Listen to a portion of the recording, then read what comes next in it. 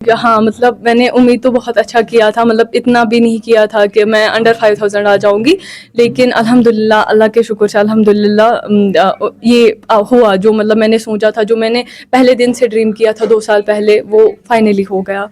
لیکن تو 2 سال ہم لگاتار چل رہے تھے، اور 2 سال میں جو ہماری ردم بنی تھی تو ہم نے وہ 3 مئی کے دن دکھا دی. تو میرا بھی اس دن مارکس بہت زیادہ آ رہے تھے، تو اب وہ اللہ تک ہے. تو پھر ہم نے 10 دن چھوڑ دیا تھا، اور 10 دن کے بعد ہمیں اچانک سے خبر ملتی ہے کہ وہ لیک ہوا تھا اور وہ کینسل ہو گیا.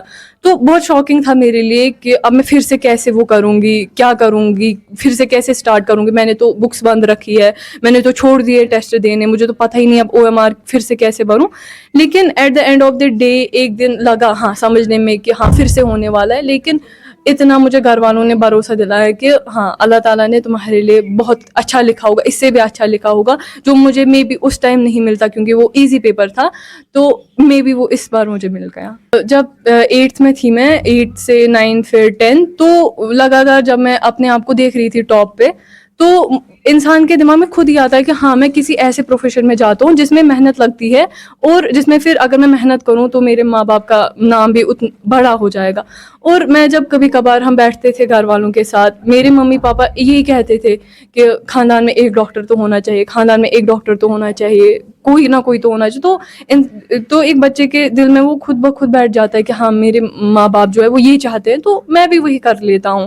نو ڈاؤٹ اگر میرا کچھ اور بھی ڈریم ہوتا کوئی بات نہیں، میرے ماں باپ نے اتنا کچھ سیکریفائز کیا ہے میرے لیے، تو میں بھی کرتی ہوں. مطلب اگر میں بات کروں گی، میں لوور مڈل کلاس سے بلانگ کرتی ہوں.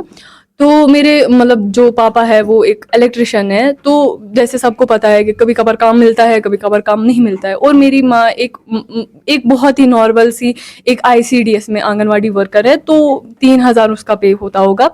تو ہمیں کبھی کبھار، مجھے اتنا بھی یاد ہے کہ ہمیں ہمیشہ پیسے جب بھی ہم انویسٹ کرتے تھے ہمیں سوچنا پڑتا تھا کرے نہ کرے. لیکن میرے معاملے میں میرے ممی پاپا نے کبھی بھی نہیں سوچا. نو ڈاؤٹ اتنے بڑے کوچنگ میں انہوں نے میرا ایڈمیشن لیا، میرے ممی پاپا کے پاس کبھی بھی پیسے نہیں ہوتے تھے، لیکن وہ کر لیتے تھے ارینج. وہ مجھے یہ بولتے تھے ژٕ کر، أسۍ وٕچھو باقی پانے اَسہِ کیا پے کرُن اَسہِ کیا نہٕ پے کرُن. اور میرے دادو بھی یہاں پہ ہے، انہوں نے بہت ہی زیادہ سپورٹ کیا ہے. مطلب جو پہلے پیسے تھے وہ بھی انہوں نے ہی دیے، جو بھی دن بہ دن لگتا تھا میرے ماموں میرے دادو انہوں نے بہت ہیلپ کی ہے میری. یہ پتہ تھا مجھے کچھ، اگر میں اپنی بات کروں تو مجھ میں بہت ساری لائک ڈیزیزز ہے، جیسے IBS IBD. تو اس کو سائڈ میں رکھ کے اگر مجھے 3 بار بھی ایڈمٹ ہونا پڑتا تھا، میرے ممی پاپا رات بھر وہیں پہ ہوتے تھے، نہ ژٕ گژھکھ ٹھیک وَلہٕ أسۍ وٕچھو صبحن أسۍ کیا کرو. پھر ایسے ہی چلتا رہا. ان 2 سالوں میں ہاسپٹل بھی گئی، 6 منتھ میں ایڈمٹ بھی تھی، لیکن پھر بھی الحمدللہ میرے ممی پاپا نے کبھی بھی میرا ہاتھ نہیں چھوڑا. میرے ٹیچرز راشد سر جیسے، انہوں نے کبھی بھی یہ نہیں کہا کہ تم نہیں کر سکتی. وہ ہمیشہ کہتے تھے جب وہ لوگ کر سکتے تم بھی کر سکتی ہو.